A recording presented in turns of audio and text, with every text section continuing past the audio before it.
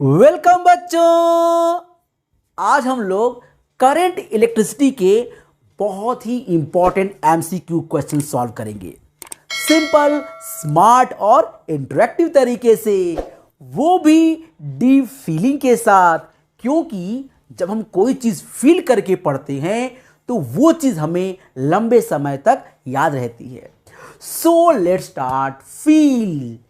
जैसा कि मैंने आपको बताया कि आज हम लोग करंट इलेक्ट्रिसिटी के इंपॉर्टेंट एमसीक्यू क्वेश्चन सॉल्व करेंगे। तो चलिए सॉल्व करते हैं। क्वेश्चन 1 सॉल्व करने से पहले आपको बता दूं कि एमसीक्यू क्वेश्चन आप तभी अच्छे से लगा पाएंगे जब आपका बेसिक कॉन्सेप्ट क्लियर होगा। तुक्का मारना अलग बात, तुक्का मारने से हो सकता है आपके एक दो क्वेश्चन सही हो भी जाएं, लेकिन अगर आप चाहते हैं कि आपके एग्जाम में बहुत अच्छे नंबर आए तो बच्चों आपको तुक्का नहीं मारना है, आपको कॉन्सेप्ट अपना क्लियर करना है। तो इसके लिए आपको इस चैप्टर से रिलेटेड जितने वीडियोस हमने बनाए हैं सभी को आप डीप स्टडी करिए। हमने उन वीडियोस में पूरा थ्योरी एंड कॉन्सेप्ट बहुत अच्छे से क्लियर किया है। Current density, drift velocity, relaxation time, conductivity, resistivity, potentiometer, Wheatstone bridge, meter bridge और सेल्स वगैरह हमने सारे कॉन्सेप्ट बहुत अच्छे से क्लियर किए हैं। अगर आप हमारे सारी वीडियोस देख लेंगे तो आपका बेसिक कॉन्सेप्ट एकदम हाई एंड स्ट्रांग हो जाएगा। इसके बाद तो आप ये सब क्वेश्चन यूं चुटकियों में सॉल्व कर लेंगे।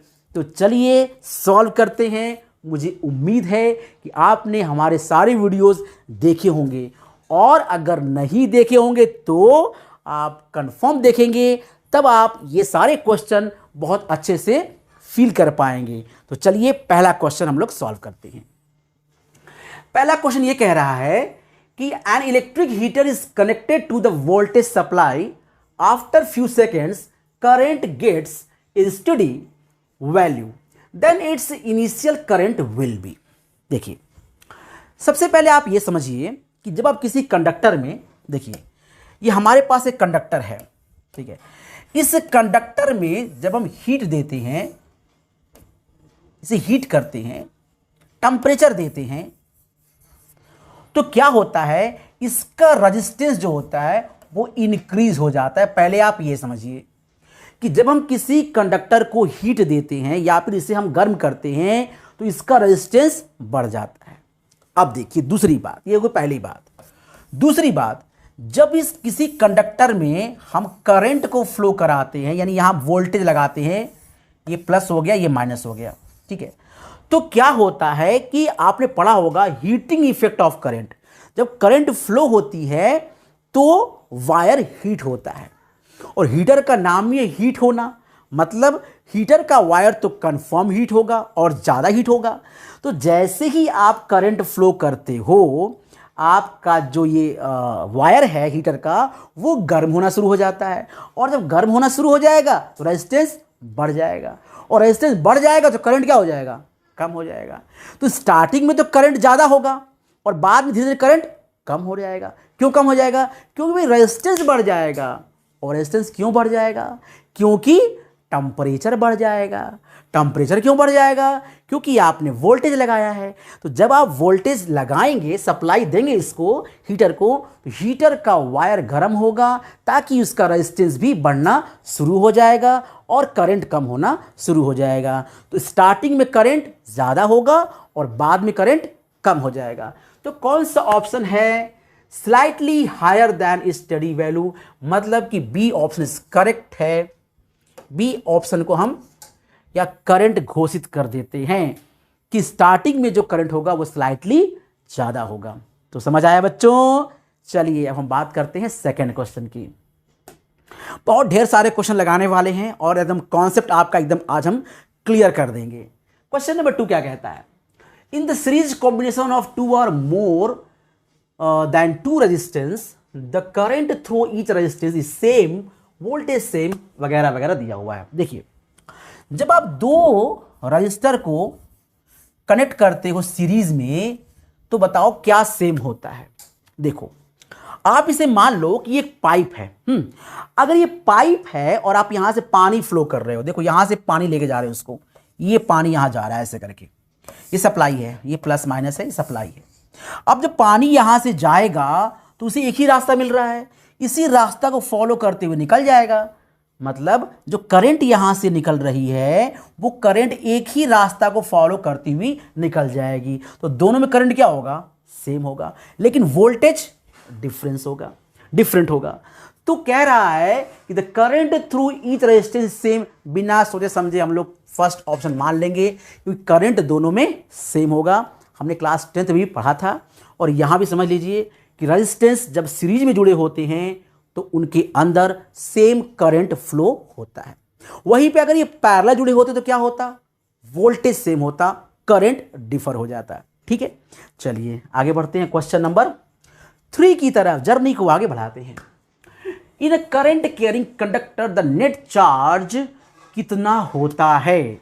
देखो, in a current carrying conductor, this a very important question, बहुत ही इंपॉर्टेंट क्वेश्चन। और 99% स्टूडेंट इसे गलत लगाएंगे क्योंकि उनका कॉन्सेप्ट क्लियर नहीं है। और जब कॉन्सेप्ट क्लियर नहीं होता बच्चों तो आंसर गलत लग जाते हैं। देखिए, तुक्का काम नहीं आता। एक करंट कैरिंग कंडक्टर है, देखो इसमें कंडक्टर में करंट फ्लो हो रहा है, मतलब चार्ज फ्लो हो रहा है, इलेक्ट्रॉन फ्लो हो रहा है। तो नेट चार्ज कितना होगा?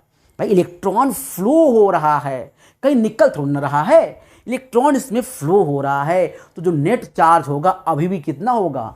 0। जितने प्रोटॉन होंगे उतने ही इलेक्ट्रॉन होंगे। तो net charge current carrying conductor में होता है 0। इस कॉन्सेप्ट को आप याद रखिए, आंसर हो जाएगा हमारा 0। फिर से, एक करंट कैरिंग कंडक्टर में जितना पॉजिटिव चार्ज होता है उतना ही नेगेटिव चार्ज होता है, इसलिए वो कंडक्टर के अंदर जो चार्ज होता है वो नेट चार्ज 0 होता है।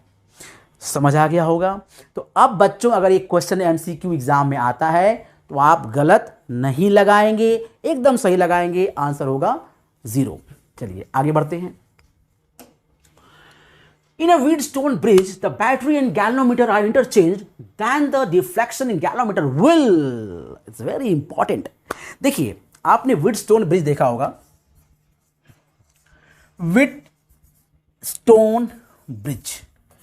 देखिए इसका नाम बड़ा अजीब है, इसका नाम बहुत ही अजीब है। अजीब क्यों है? क्योंकि इसका नाम है व्हीटस्टोन ब्रिज। व्हीटस्टोन ब्रिज का मतलब, व्हीट मतलब गेहूं, स्टोन मतलब पत्थर और ब्रिज माने पुल, गेहूं के पत्थर का पुल। Amazing like that. ये अजीब है ना, नाम है व्हीटस्टोन ब्रिज और ऐसा कुछ है नहीं, ना तो व्हीट है ना स्टोन है, हाँ ब्रिज है, यहाँ पे है। तो व्हीटस्टोन ब्रिज में आप जानते होंगे 4 यहाँ पर रजिस्टर लगे होते हैं और बीच में यहाँ लगा होता है एक गैल्वेनोमीटर। ठीक है, ये गैल्वेनोमीटर लगा होता है और बैलेंस कंडीशन में इसमें करंट फ्लो नहीं होती। लेकिन एक बात आप जान लीजिए, इट्स वेरी इंपॉर्टेंट कॉन्सेप्ट, कि अगर आप गैल्वेनोमीटर में जो भी डिफ्लेक्शन आप देख रहे हो यहाँ पर, अगर आप इन दोनों को इंटरचेंज कर दोगे, अगर इसको यहाँ कर दो, इसको यहाँ कर दो, तो डिफ्लेक्शन में कोई चेंज नहीं आने वाला, नो चेंज। मतलब आप इन दोनों के रिलेटिव पोजीशन को आपस में चेंज करने पर आपको गैल्वेनोमीटर में कोई चेंज नहीं दिखाई देगा। It is a amazing bridge, इसलिए इसका नाम है व्हीटस्टोन ब्रिज।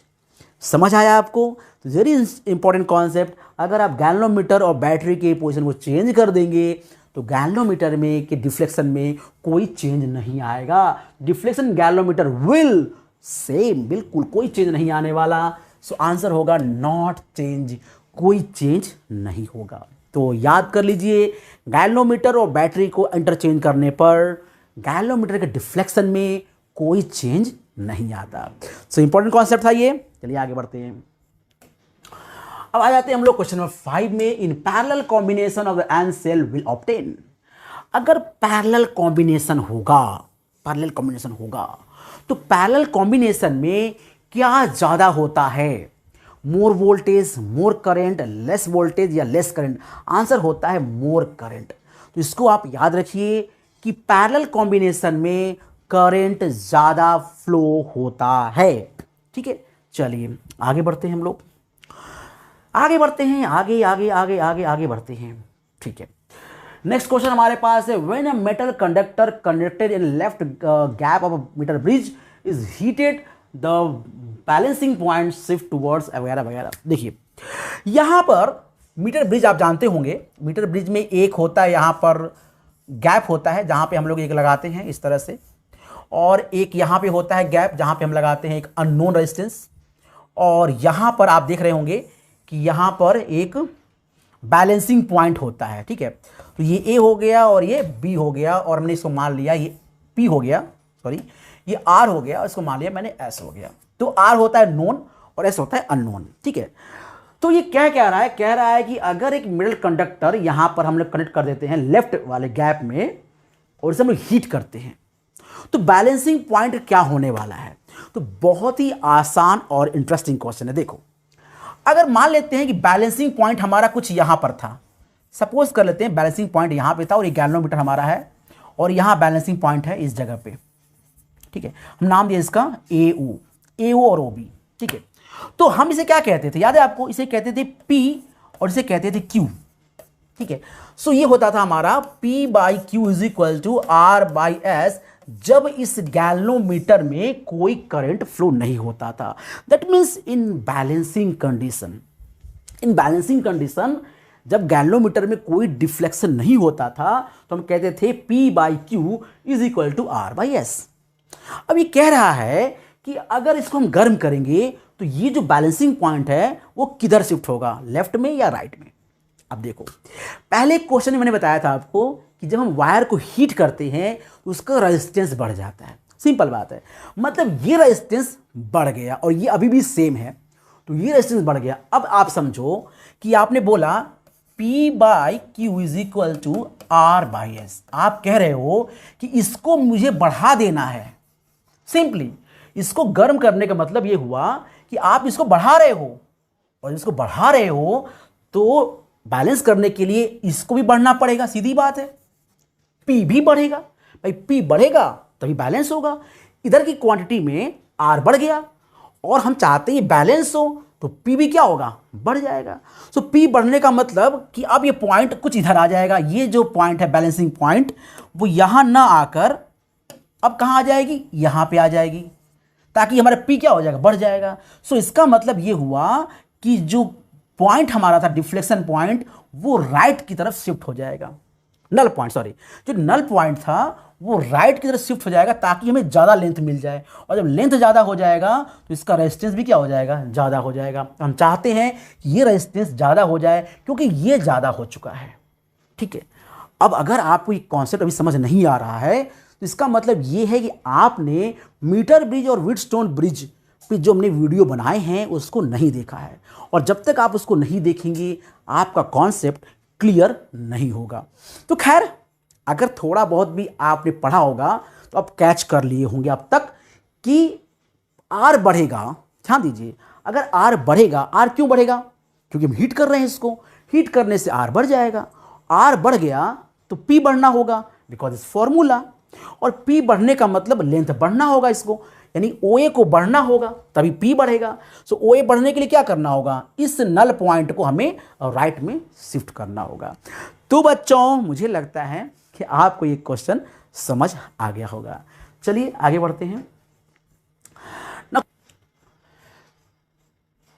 तो चलिए सॉल्व करते हैं। क्वेश्चन नंबर 7 क्या कहता है, in equation AB is equal to C, A is the current density and C the electric field, then B is, B क्या होगा। देखिए ये कह रहा है कि मेरे पास A B is equal to C है, ठीक है, और ए हमारे पास है करंट डेंसिटी, यानी हम इसको कह सकते हैं जे है ये, और सी की जगह पे हम कह रहे हैं यहां पर ई है। तो बताइए कि बी क्या होगा। तो ओम्स लॉ मैंने आपको पढ़ाया था, मतलब ओम्स लॉ मैंने आपको पढ़ाया था, जिसमें मैंने आपको बताया था कि ओम्स लॉ होता है J is equal to, sorry, E is equal to rho J, ये मैंने आपको पढ़ाया था। तो अब इसे कंपेयर कर लीजिए, आपको E पता है, E दिया इधर, J दिया इधर, तो यहाँ क्या होना चाहिए, सिंपल बात, यहाँ पे रो होना चाहिए, मतलब रेजिस्टिविटी होना चाहिए, बिकॉज ऑफ ओम्स लॉ होता है E is equal to rho जे। तो यहाँ पे क्या होना चाहिए, रेजिस्टिविटी और आंसर हो गया हमारा ए ऑप्शन रेजिस्टिविटी। ठीक है, चलिए आगे बढ़ते हैं। क्वेश्चन नंबर 8 आ चुका है। Drift velocity of a electron is due to. Drift velocity क्यों होता है भाई? देखो फॉर्मूला होता है V D is equal to minus e tau by m. ठीक है, सो ड्रिफ्ट वेलोसिटी किस वजह से होता है आप ये बताओ। आप जानती हो किसी कंडक्टर में इलेक्ट्रॉन हमेशा फ्लो करते रहते हैं, ऑलवेज एट रैंडम मोशन करते रहते हैं, जिसे हम लोग कहते हैं थर्मल वेलोसिटी। ठीक है, एक जिग जैग मोशन करते रहते हैं हमेशा, चाहे आप इलेक्ट्रिक फील्ड लगाओ या ना लगाओ। लेकिन जब हम इलेक्ट्रिक फील्ड लगाते हैं तो वही इलेक्ट्रॉन थर्मल वेलोसिटी के साथ साथ ड्रिफ्ट वेलोसिटी भी एक्वायर करते हैं, मतलब इलेक्ट्रिक फील्ड की तरफ वो ड्रिफ्ट हो जाते हैं। तो ये बताओ ड्रिफ्ट वेलोसिटी आया क्यों आया? अगर मैं इलेक्ट्रिक फील्ड नहीं लगाया होता तो क्या इलेक्ट्रॉन ड्रिफ्ट होते? नहीं होते। इलेक्ट्रिक फील्ड की वजह से ही इलेक्ट्रॉन ड्रिफ्ट हुए थे। हमने आपको बताया था एग्जाम्पल बारात को लेके कि बारात कैसे ड्रिफ्ट होती है, याद है? अगर याद नहीं है तो पुराने वीडियो देखिए, वहाँ पे एकदम वहाँ पे हमने क्लियर क्रिस्टल बताया आपको कि ड्रिफ्ट क्यों होता है इलेक्ट्रॉन और कैसे होता है। बारात का एग्जाम्पल दिया था। ठीक है, आप ज़रूर इसको देखिए, आपका कॉन्सेप्ट ड्रिफ्ट वेलोसिटी पर क्रिस्टल क्लियर हो जाएगा। तो देखिए यहाँ पर so reason for electric field. Electric field कौन सा रीजन है भाई? Reason for question option number B, motion of conduction electron due to electric field. जो इलेक्ट्रॉन कंडक्ट कर रहे हैं इलेक्ट्रिसिटी को, वो इलेक्ट्रॉन ड्रिफ्ट होते हैं ड्यू टू इलेक्ट्रिक फील्ड। तो आंसर नंबर बी हमारा करेक्ट है। चलिए आगे बढ़ते हैं। कह रहा है the current density number of electron per metre cube in metallic conductor of the order. ये कह रहा है नंबर ऑफ इलेक्ट्रॉन कितने होते हैं। तो आपको याद कर लीजिए कि 1 मीटर क्यूब में लगभग 10 की पावर 28 इलेक्ट्रॉन्स होते हैं। इसको आपको याद कर लेना है भाई। 1 मीटर क्यूब में do know that 1 meter cube कितना होता है? ये 1 मीटर की लेंथ हो गई। ठीक है, उतना है ब्रेथ, उतना ही हाइट। तो 1 मीटर लेंथ, 1 मीटर ब्रेथ और 1 मीटर हाइट का एक डब्बा ले लीजिए। उस डब्बे के अंदर कितने इलेक्ट्रॉन हो सकते हैं? Can you amazing that? 10 की पावर 28 इलेक्ट्रॉन इसके अंदर होते हैं 1 मीटर क्यूब वॉल्यूम में। तो आंसर हमारा सही कौन सा है? D option is correct answer. चलिए आगे बढ़ते हैं। क्वेश्चन नंबर 10 आ गए हम लोग। A metal wire is subjected to a constant potential difference when the temperature of metal wire increases the drift velocity of the electron in it. कह रहा है कि जब आप किसी भी वायर को गर्म करते हो, metal wire is subjected to the constant potential difference when the temperature of the metal wire increases. जब आप किसी मेटल वायर को गर्म करते हो तो बताइए क्या फर्क पड़ता है ड्रिफ्ट वेलोसिटी में और क्या फर्क पड़ता है थर्मल वेलोसिटी में। बस सिंपल सा क्वेश्चन, इतना बड़ा सा दिया हुआ है। कहने का मतलब सिर्फ इतना है, अगर आप इस वायर को, एक कंडक्टर वायर है, कंडक्शन मतलब मेटल वायर है, इसको गर्म करते हो, ठीक है, तो ये बताइए कि ड्रिफ्ट वेलोसिटी पे क्या असर होता है और थर्मल वेलोसिटी पे क्या असर होता है। तो बहुत ही इंपॉर्टेंट क्वेश्चन है और मैं जो आपको तरीका बताऊंगा, आप यकीन मानिए आपको दोबारा नहीं पढ़ना पड़ेगा। इसके बाद डायरेक्ट एग्जाम में जाएंगे और आपको याद रहेगा। देखिए, अब मान लेता हूं मैं कि ये हमारा कंडक्टर है, ठीक है, और इसमें बहुत सारे इलेक्ट्रॉन होंगे, बहुत सारे इसके अंदर इलेक्ट्रॉन होंगे। और मैंने बताया था आपको कि इलेक्ट्रॉन जो होते हैं वो जिग जैग मोशन करते रहते हैं, थर्मल वेलोसिटी की वजह से ये जिग जैग मोशन करते रहते हैं, ठीक है, ये बताया मैंने। अच्छा, अभी मैंने आपको ये बताया एक चीज कि जो ड्रिफ्ट वेलोसिटी होता है वो प्रोपोर्शनल होता है टाउ के, है ना, टाउ के। अभी फॉर्मूला था V D is equal to minus e tau by m. Tau क्या है? टाउ है यहां पर relaxation time, relaxation time. So relaxation time के वीडी होता है प्रोपोर्शनल, ठीक है, वीडी होता है रिलैक्सेशन टाइम के प्रोपोर्शनल। अच्छा, जब आप टेम्परेचर बढ़ाते हो, तो रिलैक्सेशन टाइम घट जाता है। भाई समझिए आप कि अब आप ऐसे सोचिए कि आप रिलैक्स हैं, आप रिलैक्स हैं और अगर कोई आपको हीट देता है तो आपका रिलेशन टाइम क्या होगा, बढ़ेगा घट जाएगा? ऐसे सोचिए, फील करिए कि आप रिलैक्स हो रहे हैं, आपको मान लीजिए 1 घंटे सोने हैं, आपने रिलैक्स होकर 1 घंटे सोने का प्लान बनाया। अब आपको किसी ने हीट किया, प्रेशर दिया, कोई कुछ बोल दिया, कुछ डांट दिया, तो क्या आप 1 घंटे सो पाएंगे, या 2 घंटे सोएंगे, या 5 मिनट सोएंगे? भाई आपका जो रिलेशन टाइम है वो तो घट जाएगा, क्योंकि हीट आपको दिया गया है। तो हीट देने पर रिलेशन टाइम घट जाता है। इसको याद रखिए पहले कि जब हम हीट देंगे किसी कंडक्टर को तो इलेक्ट्रॉन्स की जो रिलेशन टाइम होता है, रिलैक्सेशन टाइम, वो घट जाता है। और जो रिलेशन टाइम घट जाता है तो वीडी भी क्या हो जाएगा, घट जाएगा। रिलैक्सेशन टाइम जब घट जाएगा तो वीडी भी घट जाएगा। ये जैसे ही घटा ये भी घट जाएगा। इसका मतलब ड्रिफ्ट वेलोसिटी डिक्रीज हो जाएगा। कहाँ कहाँ पे ड्रिफ्ट वेलोसिटी डिक्रीज हो जाए भाई, कहाँ कहाँ पे ड्रिफ्ट वेलोसिटी डिक्रीज हो रहा है? ये डी ऑप्शन हो रहा है और बी ऑप्शन हो रहा है। मतलब ए और सी तो नहीं है। अब बात कर थर्मल वेलोसिटी। नाम ही है थर्मल वेलोसिटी। थर्मल वेलोसिटी मतलब गर्मी की वजह से ही उसके अंदर वेलोसिटी है, गर्मी की वजह से ही उसके अंदर वेलोसिटी है। तो आप उसे और गर्म करोगे तो वेलोसिटी और बढ़ेगी। सो कंडक्टर को जब आप गर्म करते हो तो थर्मल वेलोसिटी इलेक्ट्रॉन की बढ़ जाती है, लेकिन ड्रिफ्ट वेलोसिटी घट जाती है।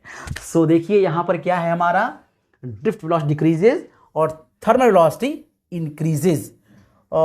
थर्मल वेलोसिटी इंक्रीजेज तो ये नहीं होगा, ये ऑप्शन नहीं होगा। आंसर क्या होना चाहिए, drift velocity decreases and thermal velocity increases, option number B. तो मैं फिर से एक बार आपको समझा देता हूं। देखिए drift velocity that is proportional to tau, ठीक है। तो टाउ अगर घटेगा तो वीडी भी घट जाएगा। और टेम्परेचर जब बढ़ाते हैं, आप बढ़ाते हैं टेम्परेचर जब इंक्रीज करोगे टाउ डेफिनेटली घट जाएगा, वीडी क्या हो जाएगा, घट जाएगा। हाँ वीडी भी घट जाएगा। ये देखिए तो टेम्परेचर बढ़ाया, रिलैक्सेशन टाइम कम हो गया, ड्रिफ्ट वेलोसिटी भी कम हो गया। तो इसका मतलब ड्रिफ्ट वेलोसिटी कम हो जाएगा। थर्मल वेलोसिटी क्या होगा इलेक्ट्रॉन का, तो थर्मल वेलोसिटी ऑफ इलेक्ट्रॉन बढ़ जाएगा क्योंकि आपने हीट किया है। तो ऑप्शन का आंसर कौन सा होगा, B answer is correct answer, कि आपका जो ड्रिफ्ट वेलोसिटी है वो डिक्रीज हो जाएगी, थर्मल वेलोसिटी ऑफ इलेक्ट्रॉन वो इंक्रीज हो जाएगा। ठीक है, आपको समझ आ गया होगा। अब क्वेश्चन नंबर बात करते 11 की। A strip of copper and another germanium are cooled from room temperature और to 80 kelvin the resistance of. ठीक है, कॉन्सेप्ट देखिए यहाँ पे। कॉन्सेप्ट कहता है अगर एक कंडक्टर हमारे पास है, कंडक्टर, और हमारे पास है semi conductor, it is called semi conductor. अब इन दोनों की बातों को ध्यान दीजिए।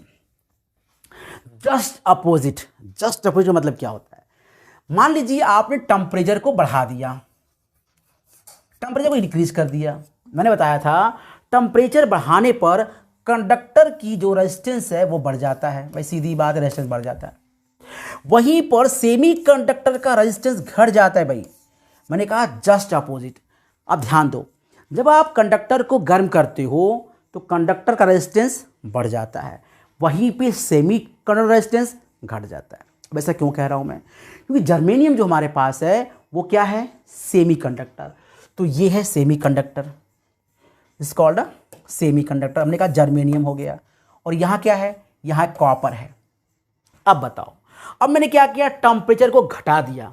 जैसे ही टेम्परेचर घटाएंगे, कूल करेंगे, इसका रेजिस्टेंस कम हो जाएगा, इसका रेजिस्टेंस बढ़ जाएगा। देखिए क्या दिया गया है, कॉपर स्ट्रिप इंक्रीजेस, नहीं, copper strip decreases and that germanium increases. Option number D is correct. क्या बोला गया है, a strip of copper and another germanium cooled from temperature to 80 Kelvin. जब आप कूल करते हो तो क्या होता है, कूल करने से कॉपर यानी मेटल का रेजिस्टेंस घट जाता है, वही सेमीकंडक्टर रेजिस्टेंस बढ़ जाता है। तो हमारा ऑप्शन क्या है, copper strip decreases and germanium increases. बिल्कुल सही बात है, this is the D option.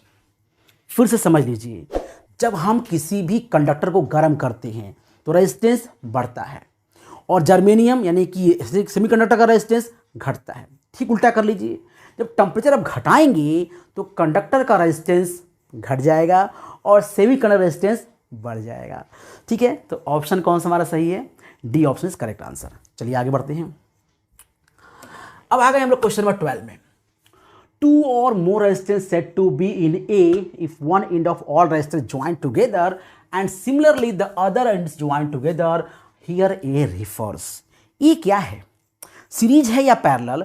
जब आप सारे रजिस्टर के एक इंड को एक साथ एक ही जगह ज्वाइन करते हो और दूसरे इंड को आप एक जगह ज्वाइन करते हो, बताओ ये कौन सा कॉम्बिनेशन है? बताओ ये कौन सा कॉम्बिनेशन है? बताओ ये कौन सा कॉम्बिनेशन है? बताओ। सारे रजिस्टर्स के एक इंड को आप एक जगह और दूसरे इंड को आप एक जगह करते हो, ठीक, कनेक्ट करते हो, तो बताओ ये कौन सा कॉम्बिनेशन है? आंसर क्या आएगा? पैरेलल। छोटा बच्चा भी बता देगा और आप तो बहुत सयाने हो, तो answer number B is correct. ठीक है, चलिए और आगे बढ़ते हैं। The electric resistance of a certain wire of iron is R if length and radius and both double, तो बताइए क्या होने वाला है? देखिए, रेजिस्टेंस हमें फाइंड करना है कि रेजिस्टेंस में क्या इफेक्ट पड़ेगा जब हम लेंथ को डबल करेंगे और रेडियस को भी डबल करेंगे। ठीक है, तो व्हाट इज फॉर्मूला होता है R is equal to rho L by A. ठीक है, ये बड़ा फॉर्मूला होता है। अब क्या करना है? हमने कहा ये R डैश हो गया और हमने क्या किया? लेंथ को डबल कर दिया और रेडियस को मैंने क्या किया है? भी डबल कर दिया। तो देखो ये मतलब हो गया rho L by pi R square. Area क्या होता है? पाई आर स्क्वायर होता है। अब यहाँ देखो, हमने कहा पाई और आर को मैंने 2r कर दिया है। ठीक है, 2r हो गया, तो ये हो गया 2r स्क्वायर। अब क्या बन गया? देखो ये बन गया rho 2l upon 4 pi R square, 4 pi R square. अब देखो ये कट जाएगा, तो क्या आ जाएगा? ये आ जाएगा rho l by 2 pi R square. और ये किसकी वैल्यू है? ये r की वैल्यू, जो भी r निकाला था हम लोगों ने, तो हो गया r बाई 2। रेजिस्टेंस आधा हो गया। फिर समझ लीजिए, r था रो l बाई ए। ठीक है, लेंथ को और एरिया को लिखा मैंने पाई आर स्क्वायर। अब क्या किया? लेंथ को डबल कर दिया, 2l कर दिया, और r को मैंने 2r कर दिया। अब यहाँ कितना आ गया? 2l upon 4 pi R square. 2 यहाँ से कट गया और आ गया rho l upon 2 pi R square. Rho l upon pi R square था रेजिस्टेंस, जो पहला रेजिस्टेंस हमारा था पहले वाला। तो अब जो रेजिस्टेंस हमारा आ रहा है R डैश, वो क्या आ रहा है? पहले वाले से हाफ आ गया। देखो किस ऑप्शन में रेजिस्टेंस आधा हो जाता है? किस ऑप्शन में? किस ऑप्शन में? कौन सा ऑप्शन है इसमें डबल हो रहा है? ये तो नहीं होगा। Resistance will be halved. भाई रेजिस्टेंस विल बी हाफ, सही है, लेकिन यहां भी हाफ लिखा गया है। लेकिन एक चीज क्या है? Specific resistance will remain unchange. भाई देखो, लेंथ को बढ़ाने और घटाने से स्पेसिफिक रेजिस्टेंस मतलब रेजिस्टिविटी चेंज नहीं होती। इस बात को क्लास 10th में ही पढ़ाया गया था कि किसी भी वायर का लेंथ या एरिया अगर आप चेंज करते हो, उसका रेजिस्टेंस चेंज होता है, ना कि रेजिस्टिविटी। अब जैसे देखो, आपका सफ़र थोड़ा लंबा हो जाए, सपोज करिए कि आपका सफ़र थोड़ा लंबा हो जाए, एग्ज़ाम थोड़ा लंबा हो जाए, या जो आप चाहते हो वो थोड़ा देर में मिले, तो क्या आप चेंज हो जाओगे? क्या नहीं, आप तो वही रहोगे। सपोज करो आपका नाम है सूरज कुमार, तो आप सूरज ही रहोगे ना, ऐसा नहीं आप कुछ और हो जाओगे, चांद मामा हो जाओगे। अगर आपका नाम सूरज है तो आप सूरज ही रहेंगे, चाहे आपका सफ़र लंबा हो या छोटा। तो लेंथ चाहे बड़ा हो या छोटा, एरिया चाहे डबल हो या हाफ, रेजिस्टिविटी सेम रहती है। तो कौन सा आंसर होगा हमारा? आंसर नंबर सी होगा। Resistance will be half, resistance आधी हो जाएगी और स्पेसिफिक रेजिस्टेंस सेम रहेगा। चलिए आगे बढ़ते हैं। नाइक्रोम और manganin is widely use in wire bounded standard resistance because of their. Nichrome और मैग्नीन की वायर हम लोग क्यों यूज करते हैं? आपने देखा हो हीटर में हम लोग नाइक्रोम की वायर यूज करते हैं। क्यों यूज करते हैं नाइक्रोम और मैग्नीन की वायर? बिकॉज देखिए, ये एलॉय होते हैं, नाइक्रोम और जो मैग्नीन होते हैं ये एलॉय होते हैं, और इनका यूज इसलिए किया जाता है क्योंकि ये टेम्परेचर पे कम से कम डिपेंड करते हैं। अब कंडक्टर होगा तो क्या होगा? टेम्परेचर पे ज़्यादा डिपेंड करेगा। जैसे ही टेम्परेचर बढ़ेगा रेजिस्टेंस बढ़ जाएगा, बहुत हाई हो जाएगा, और ऐसा कुछ हो जाएगा तो फिर फ़र्क क्या रह जाएगा हीटर में और किसी और तार में? सो हम नाइक्रोम और मैग्नेट की तार इसलिए यूज करते हैं क्योंकि वो very weak temperature dependent resistivity, यानी कि वो टेम्परेचर पे कम से कम डिपेंड करते हैं। So very weak temperature dependent resistivity, this option is B is correct. ठीक है, चलिए आगे बढ़ते हैं। क्वेश्चन नंबर 15 आ गए हम लोग। क्या कहता है, with resistance with increase in temperature the conductivity. अब बताइए, आप खुद समझदार हैं कि अगर टेम्परेचर को बढ़ाएंगे आप, अगर आप टेम्परेचर को बढ़ाते हैं तो बताइए क्या बढ़ जाता है, रेजिस्टेंस। सिंपल बात है, रेजिस्टेंस बढ़ जाएगा, और रेजिस्टेंस बढ़ जाएगा तो कंडक्टिविटी क्या हो जाएगी, घट जाएगी। सिंपल बात है। सो कंडक्टिविटी घट जाएगी। तो क्या है आंसर भैया, कंडक्टिविटी डिक्रीजेज। किसका बात कर रहा हूं मैं, ये बात कर रहा हूं मैं कंडक्टर का, और सेमीकंडक्टर में जस्ट पलट जाएगा। तो कंडक्टर में जो कंडक्टिविटी है वो बढ़ जाएगी और सेमीकंडक्टर में घट जाएगी। तो किस में दिया भाई, मेटल में बढ़ाना है तो मेटल में बढ़ जाएगा, सही बात है। और नहीं, मेटल में घट जाएगा ना, मेटल में घट जाएगा। सो मेटल में घटना है और सेमीकंडक्टर में बढ़ जाना है। मैं एक बार रिपीट करता हूँ सही से, मेटल में कंडक्टिविटी घट जाएगी और सेमीकंडक्टर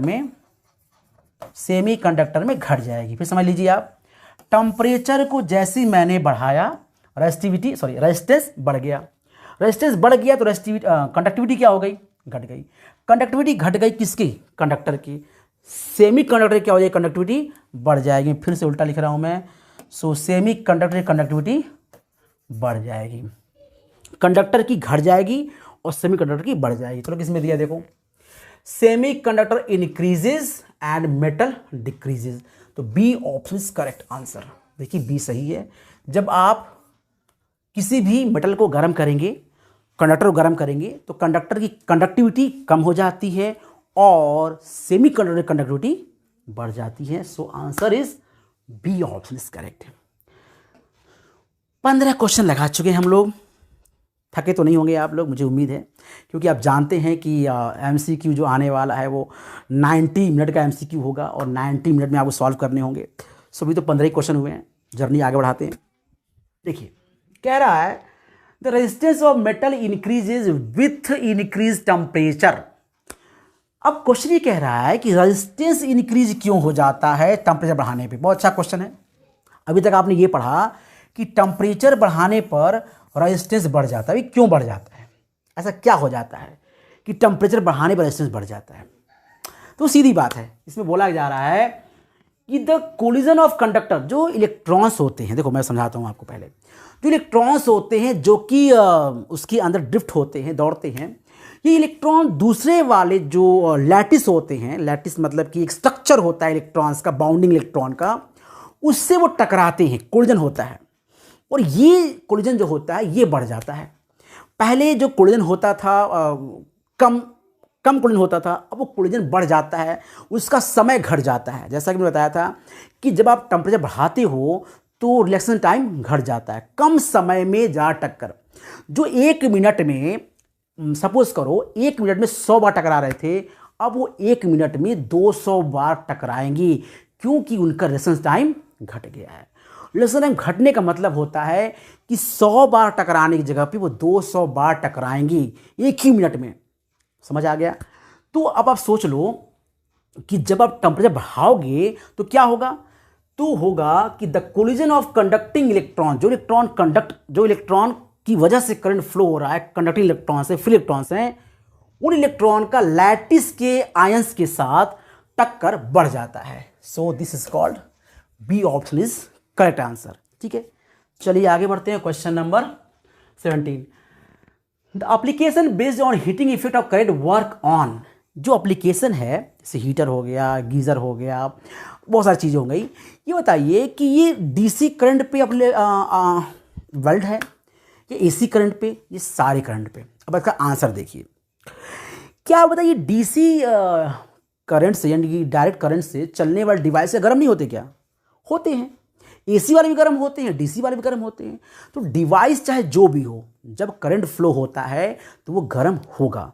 तो heating of current, heating effect of current AC और डीसी दोनों में वैलिड है। तो आंसर नंबर सी सही है, क्योंकि ये एसी और डीसी दोनों पे वैलिड है।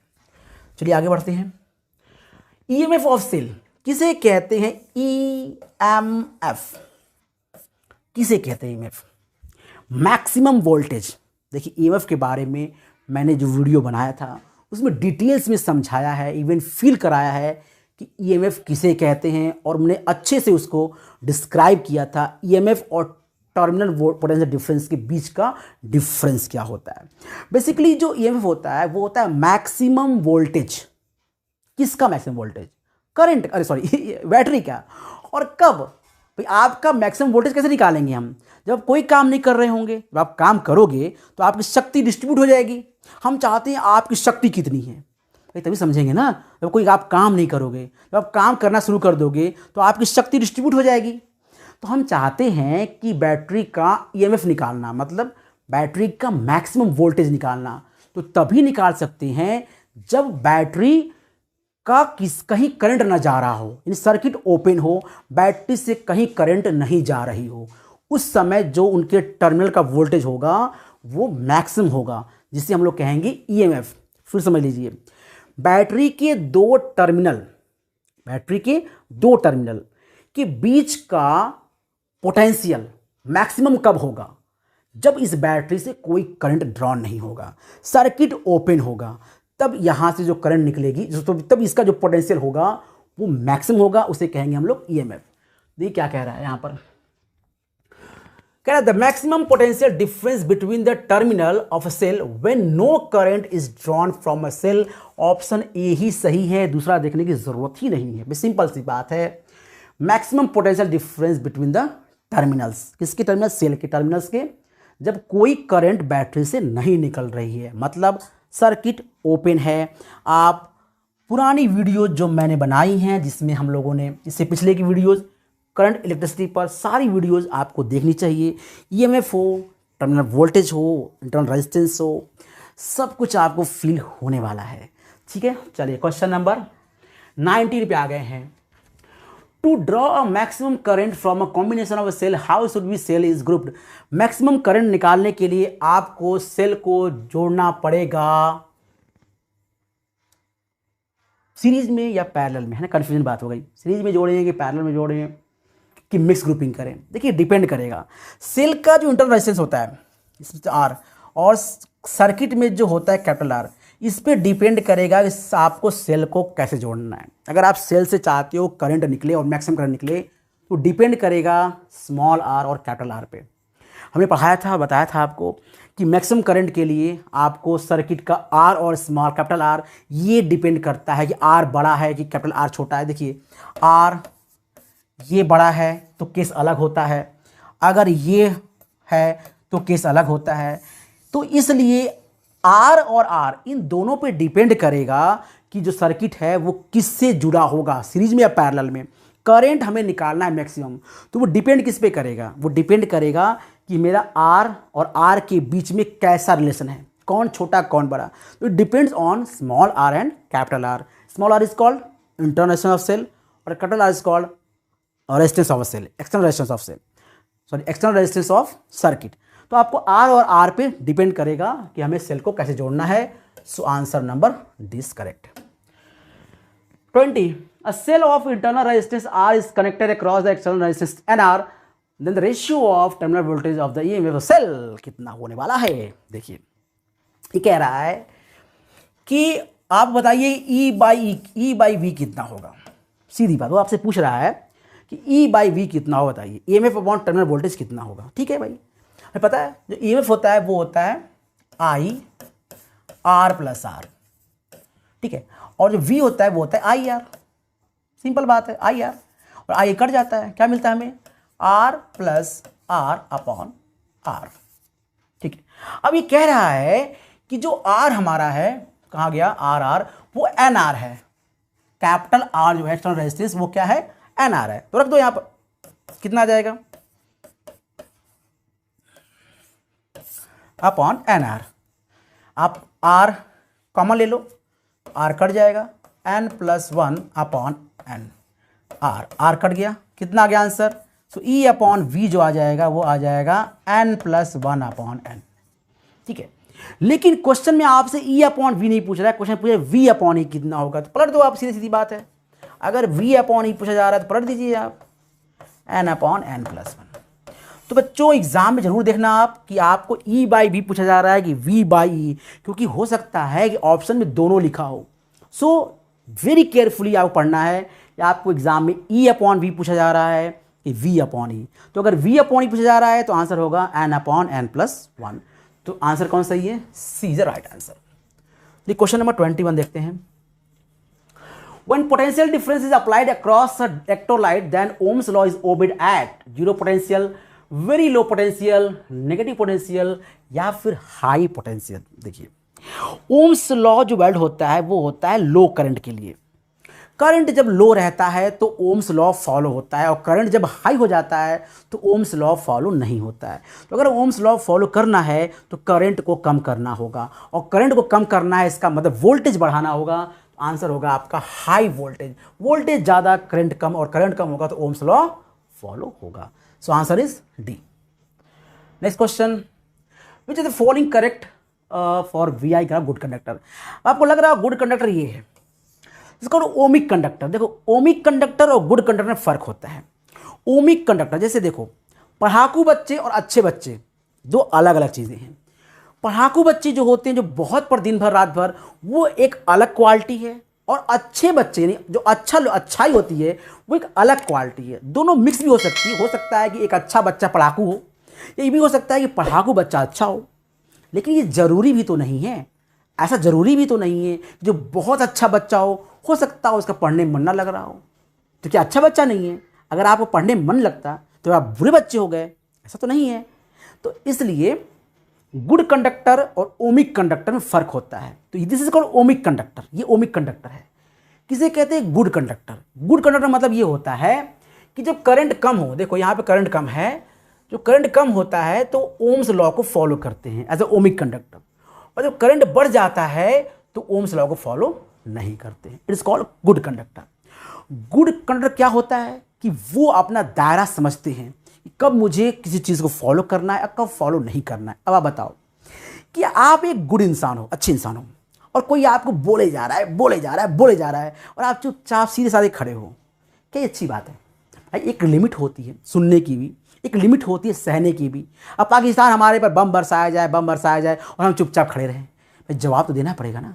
सर्जिकल स्ट्राइक है ना, एयर स्ट्राइक, जवाब तो देना पड़ेगा। कब तक चुपचाप रहेंगे? हमारी खामोशी कोई हमारी कमजोरी ना समझो भाई। तो गुड कंडक्टर वो नहीं होता जो शरीफ होता है, शराफत की भी अपनी एक सीमा होती है, समझ में आ रहा ना। सो गुड कंडक्टर ये है कि जब करंट लो हो तो ठीक है, दायरे के अंदर हम रहेंगे एज अ ओमिक कंडक्टर, हम ओम्स लॉ को फॉलो करेंगे। लेकिन जब करंट बढ़ा देंगे आप तो फिर हम ओम्स लॉ को फॉलो नहीं करेंगे, चाहे जो हो जाए। एक दायरा है सहने का, सहन शक्ति की परीक्षा मत लो पाकिस्तान, वरना हम फूंक भी देंगे ना तो आप उड़ जाओगे और फिर आप बचोगे नहीं, ठीक है। आपका अस्तित्व तो पूरा खत्म हो जाएगा वर्ल्ड के नक्शे से। तो हमारी धैर्य को हमारी कमजोरी मत समझो।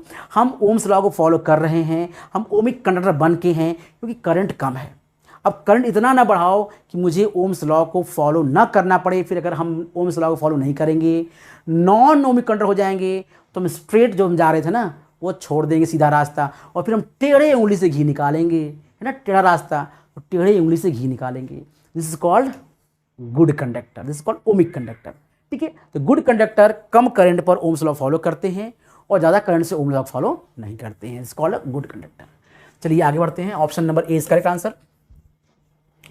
Now Kirchhoff's first law delta E is equal to zero, sigma I is equal to zero, Kirchhoff's law है। ये किस पर बेस्ड है? ये बेस्ड है कंजर्वेशन ऑफ चार्ज पे। देखिए यहाँ पे करंट आ रही है, ठीक है, जंक्शन पे, और यहाँ से करंट जा रही है। तो जितना चार्ज यहाँ पर आ रहा है उतना ही चार्ज यहाँ फ्लो हो रहा है, सीधी बात है। चार्ज कहीं गया नहीं है ना, कि रेजिस्टेंस जो आपका करंट कैरिंग कंडक्टर होता है उसमें जो चार्ज होता है नेट चार्ज वो जीरो होता है। तो जितना चार्ज जंक्शन पे आ रहा है उतना ही चार्ज जा रहा है।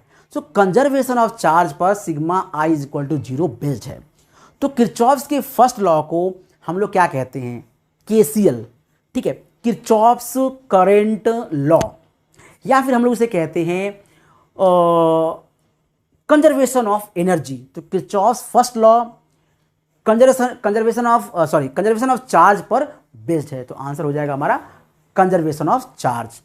ठीक इसी का उल्टा आप कह सकते हो किरचॉफ सेकेंड लॉ किस पे बेस्ड है, कंजर्वेशन ऑफ एनर्जी, कहाँ गई energy. Kirchhoff first law conservation of charge based है और Kirchhoff second law conservation of energy पर बेस्ड है, कि पोटेंशियल डिफरेंस एक तरह की एनर्जी होती है और वो भी कंजर्व होती है। ठीक है, चलिए आगे बढ़ते हैं। क्वेश्चन नंबर आ गए हैं 25 पर। Why is the Wheatstone bridge better than the method of measuring resistance. Wheatstone bridge को बढ़िया मेथड क्यों माना जाता है, बेटर मेथड क्यों माना जाता है? आंसर देखो दिया जा रहा है, it does not involve Ohm's law. अच्छा, दूसरा it is based on Kirchhoff's law, very good. तीसरा इट हैज 4 रेजिस्टेंस ओम, अच्छा।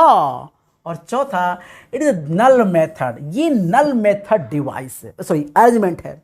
यहां पर जो बीच का मैंने बताया अभी आपको, यहाँ जो बीच का आर्म होता है इसमें कोई करंट फ्लो नहीं होता है, तब ये रेजिस्टेंस बैलेंस होता है। और उस केस में ये आर है, पी है और ये क्यू है, आर है, ये एस है। ठीक है, ये नोन और ये नोन और ये होता है अननोन। और हम लोग यहां पर P by Q equal to R by S लगा देते हैं। वो कब लगाते हैं, जब ये बैलेंस होता है। और बैलेंस होता है तो एस निकाला जा सकता है। एस कैसे निकलेगा भाई, P by Q is equal to R by S. तो व्हाट अबाउट एस, एस कैसे आ जाएगा, तो एस आ जाएगा, एस करेंगे तो आ जाएगा R upon P upon Q, that is R Q by P. तो क्या मतलब हुआ, मतलब ये हुआ कि जो आप एस निकालना चाहते हैं अननोन रेजिस्टेंस, वो इस फॉर्मूले से निकाल सकते हैं। पी और क्यू आपको पता होता है, आर भी पता होता है, इसे एडजस्टेबल आप एडजस्ट कर सकते हैं यहाँ पर, और एस आप निकाल सकते हैं। तो ये कब निकालेंगे, जब ये बैलेंस होगा, मतलब नल मेथड डिवाइस, इसको बोलते हैं null method arrangement. So D is correct answer. आगे बढ़ते हैं। अब यहां बोला जा रहा है कि कौन सा कंडक्टर है। मैंने आपको बताया था कि ओमिक कंडक्टर वो होता है जो ओरिजिन से पास करता है स्ट्रेट लाइन में, ये ओमिक कंडक्टर है। और यहां देखिए अगर ये नहीं है तो ये नॉन ओमिक कंडक्टर है, इसका मतलब ये है non ohmic conductor. Option B is correct, क्योंकि ये ऐसा कुछ ग्राफ नहीं है, ये पास तो हो रहा है ओरिजिन से लेकिन स्ट्रेट लाइन नहीं है, इसलिए नॉन ओमिक कंडक्टर है। चलिए आगे बढ़ते हैं। In Wheatstone bridge in the battery and galvanometer are interchange then the deflection galvanometer will, अभी मैंने बताया था इस क्वेश्चन को कि अगर आप गैल्वेनोमीटर और बैटरी को इंटरचेंज कर देंगे तो कोई फर्क नहीं पड़ने वाला है, गैल्वेनोमीटर के डिफ्लेक्शन में कोई फर्क नहीं पड़ेगा। तो हमने ये क्वेश्चन कराया था, नॉट चेंज आएगा। ठीक है, रिपीट हो गया क्वेश्चन। ये आगे, in meter bridge or Wheatstone bridge of measurement of resistance, the known and the unknown resistance are interchanged, the error is removed is कौन सा करेक्शन। देखिए क्या होता है कि जो मीटर ब्रिज होता है ना, मीटर ब्रिज में जो ये मीटर लगे होते हैं, मेटल, इस तरह के मीटर लगे होते हैं, आपने देखा होगा मीटर ब्रिज, मैंने पढ़ाया था आपको, जिसका मीटर ब्रिज इस तरह से। ठीक है, ये मीटर ब्रिज हमारा है। सो ठीक है, ये मीटर ब्रिज है। सो मीटर ब्रिज में इसको मिटाता हूँ मैं, मीटर ब्रिज हमारा हो गया। ठीक है, सो मीटर ब्रिज में ये जो मीटर होते हैं इनका अपना एक रेजिस्टेंस होता है, लेकिन इनका भी अपना एक रेजिस्टेंस होता है, जिसकी वजह से जो हमारा एरर आता है, मतलब जो वैल्यू आती है वो करेक्ट नहीं आती, मतलब सही वैल्यू नहीं आती। तो हम क्या करते हैं, हम इसे पलट देते हैं।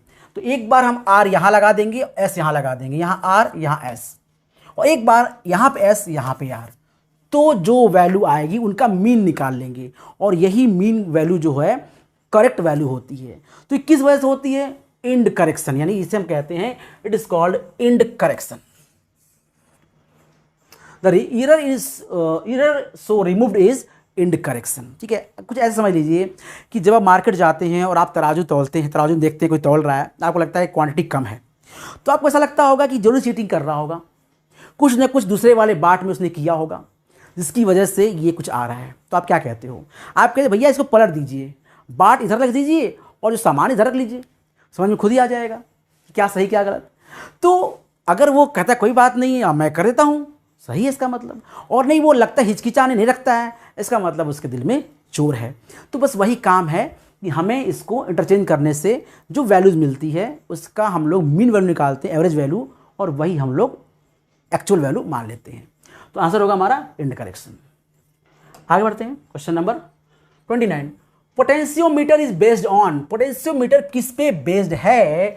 तो आंसर है जीरो डिफ्लेक्शन मेथड। बताया मैंने अभी आपको, नल मेथड अरेंजमेंट, पोटेंशियोमीटर भी नल मेथड अरेंजमेंट पर ही बेस्ड है, नल मेथड डिवाइस ये भी है। So answer B is correct. Potentiometer भी नल मेथड डिवाइस है, व्हीटस्टोन ब्रिज भी नल मेथड डिवाइस है, और मीटर ब्रिज भी नल मेथड डिवाइस है। सारे के सारे नल मेथड डिवाइस है। Question number 30। In potentiometer a balance point is obtained. Potentiometer में बैलेंस पॉइंट कब होता है, कब निकलता है? तीनों केस में देखिए, तीनों केस में, चाहे पोटेंशियोमीटर हो, चाहे मीटर ब्रिज हो, चाहे व्हीटस्टोन ब्रिज हो, तीनों केस में बैलेंस तब होता है जब गैल्वेनोमीटर में कोई करंट फ्लो नहीं होता। गैल्वेनोमीटर में जब कोई करंट फ्लो नहीं होगा तो मानते हैं सिस्टम क्या है, बैलेंस्ड है। तो देखो क्या है option. The potential difference of wire between the positive and battery to the jockey becomes equal to the EMF of the internal cell. देखिए, this option is correct answer.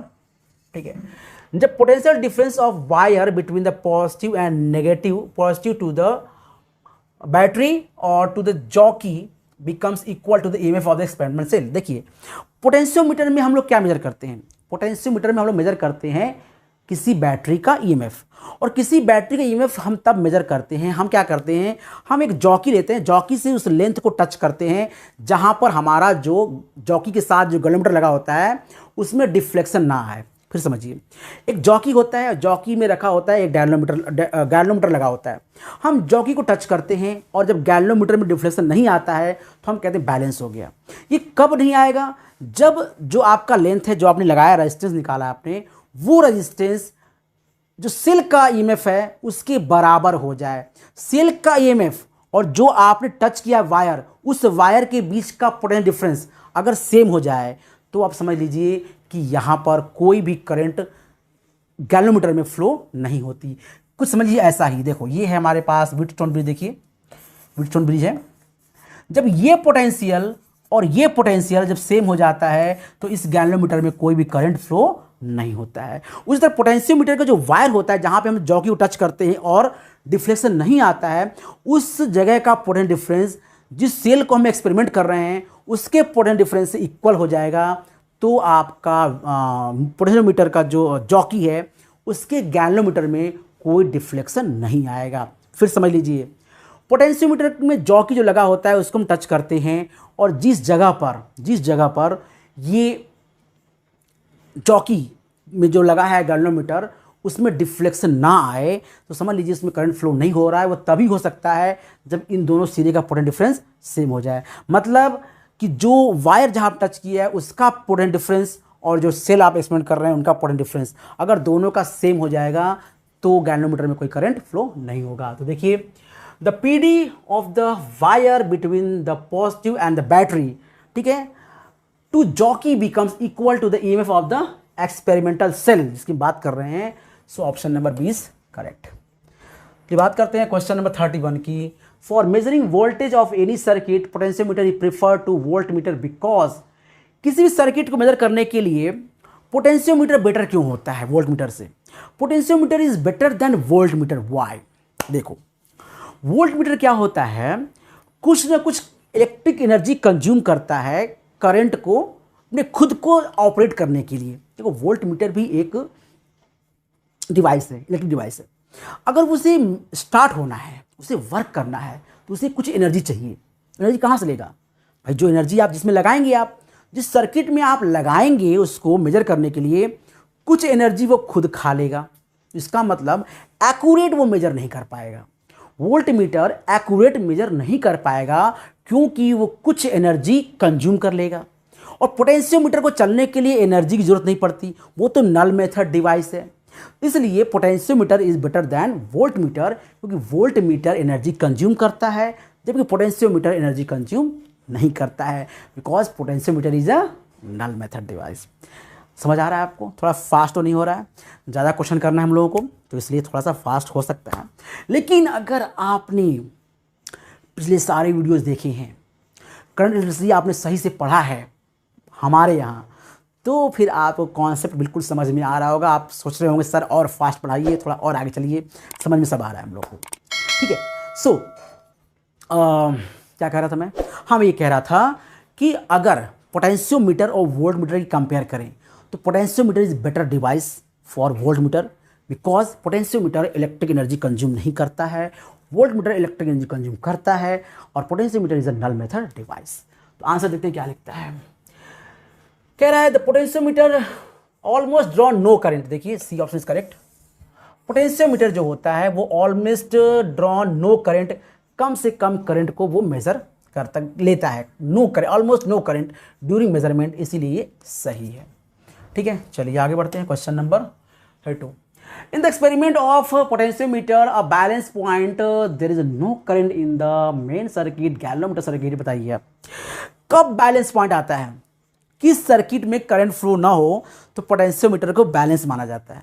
सीधी बात है, जॉकी वाला सर्किट जो होता है, यानी कि गैल्वेनोमीटर वाला, जिसमें गैल्वेनोमीटर लगता है, उसमें अगर करंट ना जाए तो पोटेंशियोमीटर बैलेंस है, सर्किट बैलेंस है। तो सीधी बात है कि in the experiment potentiometer at a balance point there is no current in the galvanometer circuit. This is the correct answer.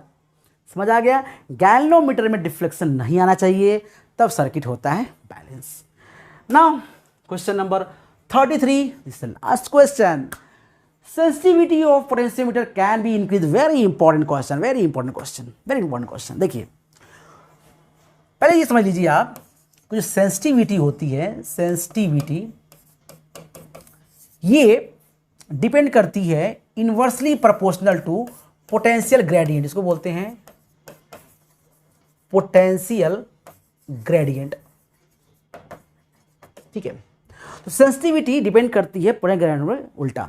मतलब कि अगर K घट जाएगा तो सीधी बात है कि सेंसिटिविटी जो हमारी है,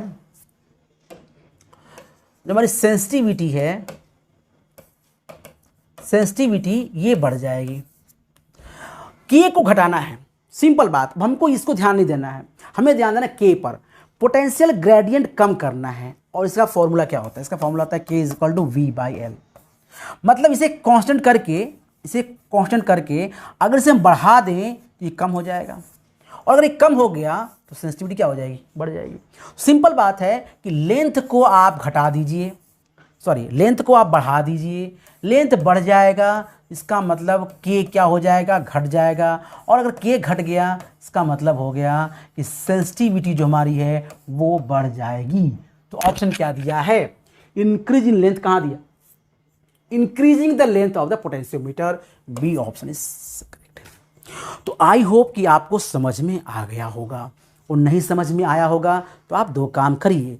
पहला काम तो आप पहले के सारे वीडियोस देखिए, सारे कॉन्सेप्ट क्लियर करिए, क्योंकि जब तक कॉन्सेप्ट क्लियर नहीं होगा तब तक आप तुक्का नहीं मार सकते, और कॉन्सेप्ट आपका क्लियर नहीं होगा तो आपको लगाने में प्रॉब्लम आएगी। और दूसरा, अगर आपने सारे वीडियोस देखे हैं और फिर भी आपको इसमें से किसी क्वेश्चन में प्रॉब्लम है तो कमेंट में लिखिए कि हाँ मुझे सर इस क्वेश्चन में प्रॉब्लम लग रही है, मुझे समझ में नहीं आ रहा है, मैं इसका आंसर डेफिनेटली आपको दूंगा।